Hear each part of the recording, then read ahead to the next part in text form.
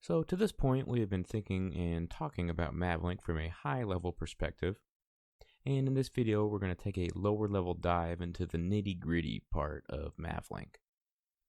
So the dictionary definitions of what MAVLink does are as follows. It standardizes the communication protocol for sending information, it standardizes the types of messages that can be sent, and it allows for bidirectional communication between the ground control station and the drone, so both can receive and send MAVLink messages. But much like a lot of dictionary definitions, this might not have been too helpful, so I'm going to use an analogy to try and explain this further. So let's say we have two people trying to communicate. How are we going to do this? Well, they can do this by speaking and understanding what the other person is saying. But, duh. Let's break down what that actually means. So at the lowest level, we have the sound layer. We have our vocal cords, which can create some sound and get transmitted through space to the recipient's ears, who will then interpret the sound wave and the brain will discern what was received. But we can't say just any sound and expect the other person to know what we're saying. If this guy wanted a high five from this girl, he couldn't just make any sound and attach that to his desire. That's where language comes in. It defines a pool of words with objective meaning that also have some characteristic sound wave pattern that we can create with our vocal cords and also understand with our ears. And this allows us to communicate with people that we've never even met before. So when I say I love avocados, you know what I'm trying to communicate.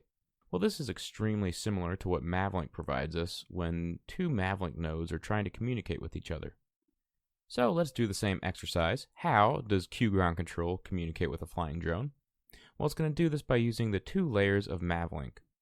So similar to the sound analogy, we need some consistent medium to communicate with at a low level, and that is done with the message structure of MAVLink. So each MAVLink message has the exact same message structure, allowing sending nodes to package information in a consistent manner and receiving nodes to parse the incoming data in a consistent manner. We provide variability within the consistently formatted MAVLink messages by altering the message ID. Message IDs are the words of the MAVLink system. So each MAVLink message will contain a number representing what MAVLink message was sent, and these messages all have objective meaning. So for example, message ID number 0 is a heartbeat message. So when Q ground control receives a message ID of 0 from the connected drone, it knows that the drone sent a heartbeat message and the drone is still active. So we get drastically different behavior by altering the message ID of our MAVLink message while maintaining the same message structure. So here's a closer look at the layer 1 portion of the MAVLink protocol. Each MAVLink message will always consist of a 6-byte header. And the size of a MAVLink message can vary anywhere from 8 to 263 bytes. And this depends on what kind of message ID is being used. So the first byte of any MAVLink packet is always the hexadecimal number of OXFE. So if an incoming packet does not start with OXFE, the drone knows not to interpret the message as a MAVLink one. The next byte indicates the payload length in bytes, and byte index 2 is the packet sequence and can be used to detect packet loss, and therefore the dependability of the incoming message. Next up, we have the system ID, and the system ID can be analogized to the IP address of a computer.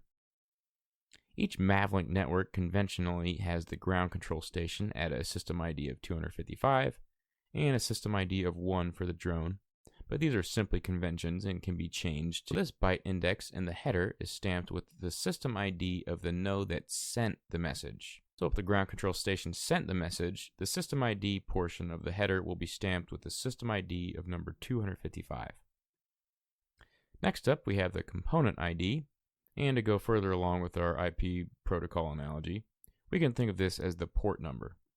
Typically, this is set to 0 as it isn't widely used yet, but you could in theory specify the component ID of the specific part of the drone you want the message to go to, like if you wanted the message to go to the gimbal or something else. And the last byte of the MAVLink header is the message ID. It is simply a number representing the type of message that is being received. The receiving node can then parse the incoming data appropriately. So if we were sending a heartbeat message, we would place a 0 in this byte. The body of the MAVLink message is the dynamic and byte-sized portion of the MAVLink message. the data that is passed in is directly correlated to the type of data associated with the message ID in the byte above it. So this is all what makes MAVLink a programming language agnostic communication tool. As long as you can make a packet with the standard structure and send the packet to the drone, it doesn't really matter what programming language you use. In the next video, we will take a look at the message ID and data portions of the MAVLink protocol for some popular messages.